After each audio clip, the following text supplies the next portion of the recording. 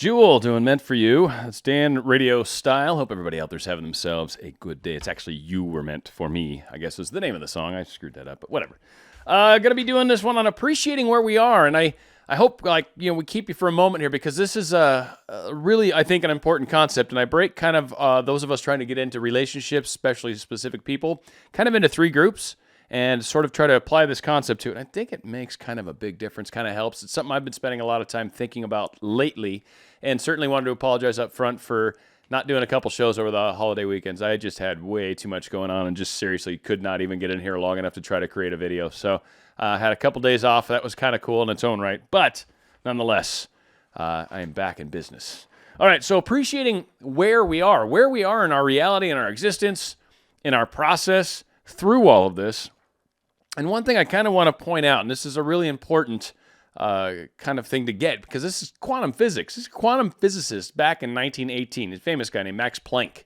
Planck's constant was named after him. It has to do with how much energy a proton has. But anyway, I regard consciousness as fundamental. I regard matter as a derivative from consciousness. We cannot get behind consciousness. Everything that we talk about, everything that we regard as existing, postulates consciousness. Easy thing basically is you can't, consciousness must be there. Matter comes from consciousness, right? We cannot get behind consciousness, meaning it's like, I think it's in front. I think that's basically what he's telling you is consciousness is what's leading. Consciousness is what's creating. It's the snowplow in front of the car, if you will. It's the one that's kind of scraping it all. So there's great power, and we're talking people back in 1918, which was, by the way, way before Goddard, right? They were already kind of well aware of the fact that consciousness was important. And not to get too terribly far off, but a new concept that many of you may have heard of is called quantum physics. And back in 1963, this guy Eugene Wigner, he was a very big in the physics and mathematics community. It was not possible to formulate the laws of quantum mechanics in a fully consistent way without reference to consciousness. Once again, they talk about double and triple blind studies, right? You've heard about these things where pharmaceutical companies, right, are testing things out on humans, and they'll do a double or a triple blind study. And what that means is a non-blind study means I'm the doctor and I'm handing patient A a cup, and I know in that cup is the medicine, right? Or I know that cup is not the medicine. And what they found is the doctor knowing what he's doing actually impacts and affects the experiment. So his thought process causes, like the patient can maybe sense that he's taken the right one or whatever the case is, but so long as somebody knows, that knowledge is imparted upon that cup. So when that cup is handed to the patient can possibly pick up on what's in the cup. Now, a double-blind study would be essentially, or a single-blind study, you're not telling the doctor doesn't know, but me handing the doctor the cup, I know. So that's a single blind study. Double blind study, you remove that guy one step further. There's some other guy in a back room that's getting the cups ready, and he hands the middle guy the cup. So he actually knows, but now the guy is holding it, and he could potentially figure it out, but isn't being asked to. So it becomes harder. I don't want to get too terribly off it, but then he hands it to the doctor, and then the doctor hands it to the patient. So that's how that whole blind concept comes to play, and that's why they do it, because you have to remove it from that far. So this just goes to prove, really, the power of thought, and it's built into our societal structure, though they don't teach this stuff by any means, do they? But it is built into our societal structure. It's built into our business models. It's built into the profit. It's built into health. It's built into all these things. So why do I bring all this up? Well, where are we in our whole feeling thought process with our special person? And what I mean by that is I guess I broke it into three different ways.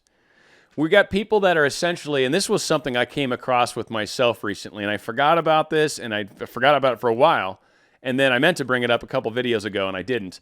But there's the concept where you may not be necessarily living together, may not be spending every waking hour with each other, but to some form and degree, you are together, meaning you communicate regularly, you literally are together, the two of you actually consider each other together, and maybe there's still things that are keeping you physically apart, but the fact of the matter is you've actually got an ongoing relationship, and now you're just trying to manifest closeness. There's a big difference between that and some other forms, right? So when you're actually in that place, all you're trying to do is just manifest the next step. You're just trying to manifest that next little oomph to get you into reality. So whatever that may be, maybe living together, maybe it's, whatever the case be, sleeping together is a good one too, because frequently maybe if that's something that's not able to happen, or even the concept of, picking out a house together, getting married, any number of things. When you're in the place where you're currently apart, but you're happy, meaning I am not with my significant person in any way, shape, or form, and I'm going about my daily things, my daily life, my work, my life, I'm following into me, I'm working on myself, and I'm generally speaking very happy. That you are perfect.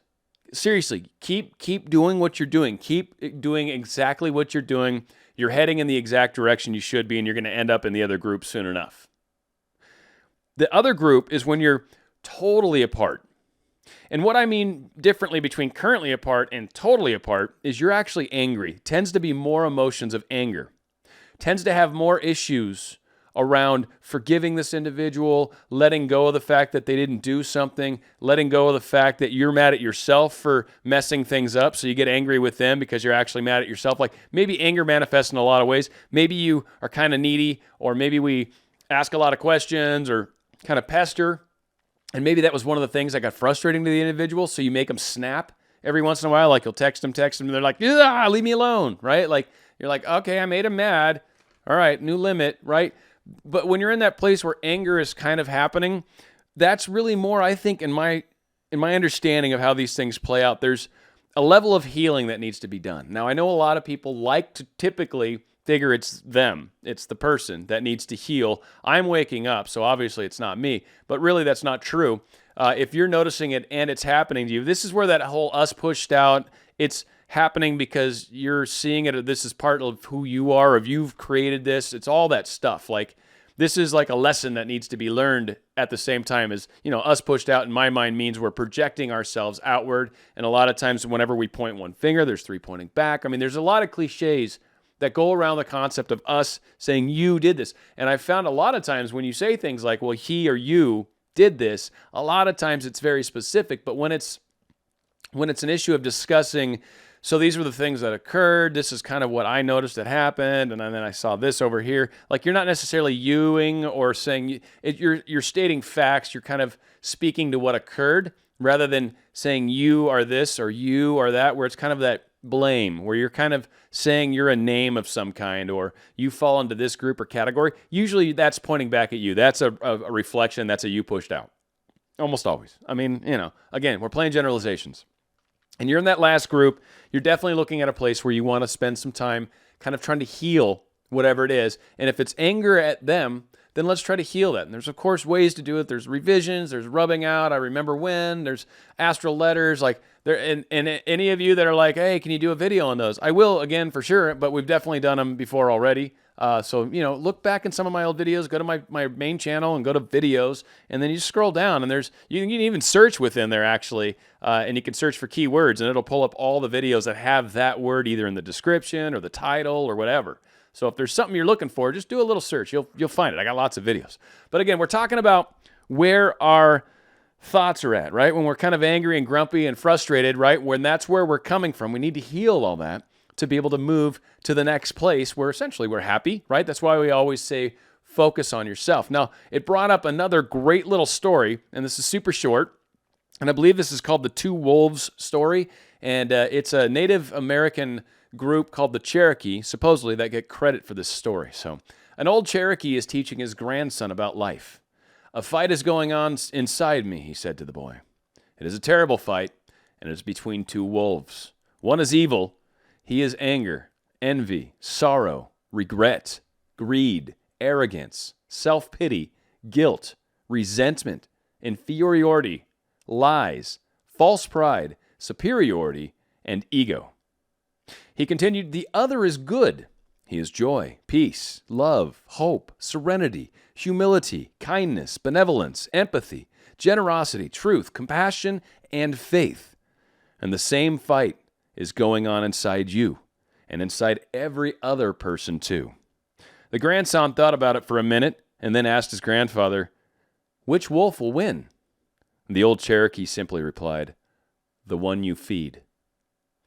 Where we put our efforts and thoughts, where we put our energies, is what we create more of. I know you hear us say that all the time, but that even talks about when we're referring to something we're upset about. And if we tell one person, this is what he does when he upsets me, and then maybe you hop on and you comment on a video, this is what he does when he upsets me. And then you maybe mention someone else that's spiritual or law of attraction. You're like, this is what happens when he upsets me. Understand that the 3 people you just told that to is 3 aspects of you sending it out to the universe. It's 3 times as strong as you creating that reality now. You've actually just basically manifested that continuation again. Instead of saying, these are the kinds of things I'm looking for in a relationship. Yeah, I've realized through some experiences I've had, this is kind of I'd like someone that's going to be more there for me. I'd like somebody that's maybe more emotionally available, or I'd like somebody that's going to actually be able to text back, or enjoys talking to me via text message, or whatever the case is. Notice how you're focusing on what you'd like, not he didn't text me yesterday. He didn't text me yesterday. You know what? The other day I texted him, he didn't text me back. Okay, you've just told 3 people he didn't text you back. He's not going to text you back because you've just told the universe he's not texting me back. So the universe is going, okay, he won't text you back. I know that sounds ridiculously simple, and it is. It truly is. And so when you're in these grumpy, frustrated places, you've got to look at your thoughts, because your thoughts are what are leading you down there. And also, you got to remember, what is it that you want? That's why so frequently I'll even ask that question to people. Should I do this? Should I do that? It's like, well, what would you like to do? Because that makes them think about it. And when they think about it and then tell me what they'd like to experience, well, now I understand what you're trying to do. That's consciously what you're trying to do. Here's what you're saying. Yeah, that's not in line with that. Here, what you're trying to do and what you're saying, not going to get you there. And it's the same concept. If I'm trying to get somebody back, but I'm grumpy and frustrated about it, trust me, you're not working on getting it back. You're not working in the direction that you tell me you'd like to go. I understand it's hard. I understand it's difficult. Nothing of significance is generally easy. That's usually how that works, because then everyone would do it. But if you're asking me, how can I fly a plane? And I tell you, you must learn how to fly a plane. You must take the classes, pass the tests, get enough hours, solo, and then you can fly. Well, that's hard. You're right. It's extremely hard. But there are a lot of pilots out there. I don't know if you've noticed that. But it is very hard to learn to fly a plane. Well, it's very hard to get all the way to pass solo, right? So it's my same point. Yeah, it might be difficult to get past frustration. Start doing some of the things. Take a few steps. That journey of 1,000 miles begins with a step. Anything that's of significance and worth doing begins with that first, like, screw it, I'm going to do this. Starting an exercise routine does not happen until you physically walk outside and begin walking down the street. Otherwise, you're just thinking about it, and that's great. You can manifest all sorts of wonderful things, but there is a doing aspect. And again, we have to do some of this mental work, some of this trying to catch ourselves. It's a conscious effort more than a physical effort or anything like that. You pay attention to what you're thinking. Pay attention and realize that the thoughts I'm projecting out are what I'm asking back. It's not like the universe wants to or doesn't want to. It's nothing along those lines. It is strictly a law. What you do comes back, period. Doesn't matter what you want, doesn't matter what you intended, doesn't matter what you meant. What you're putting out there is what is coming back. And so working on what we're sending out is the way you get to where you're trying to go for everybody. For all the people that are almost there, you're doing it. You're loving it, and it's working. Please comment and say, seriously. Jacqueline's a great example only because she's done so much time with everybody, but she's a great example in that she's talked about it's effort, it's work. You put that time in, and then from that, you gain a reward. And it's the same thing that I've been working on for years. I am so much a different person in a very different place right now than where I was when this all started. And I don't know.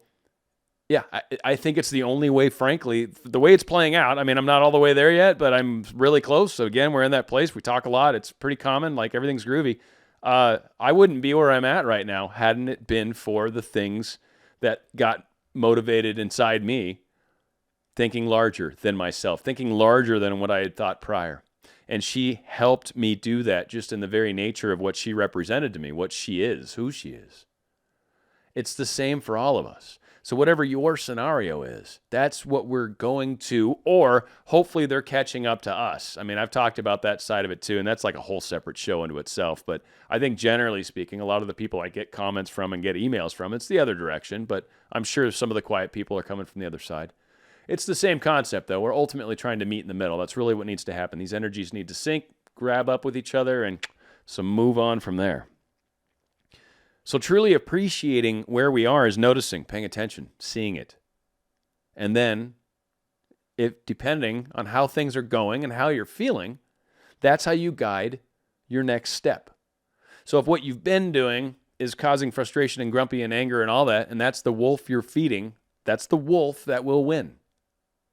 Unless you start feeding the other wolf. Period. There's no magic here. There's no games. There's no rubbing sticks together, reading tea leaves, none of that. No playing solitaire, reading cards, tarot, none of that. No seeing psychics. Don't need it. What you focus on is what you get. The wolf you feed is the wolf you become. It is truly that simple. I hope this makes sense to those of you that are having harder times than the rest of you. And if not, for those of you that are really close, this is huge. And this is probably what you've been doing. You can sit back and look at it and you're like, yeah, that is the difference. It was when I finally switched my thinking. Right. That's exactly how that plays out. All right, we're going out with a great song by REM. It's called The One I Love. It's Dan Radio Style. This one goes out to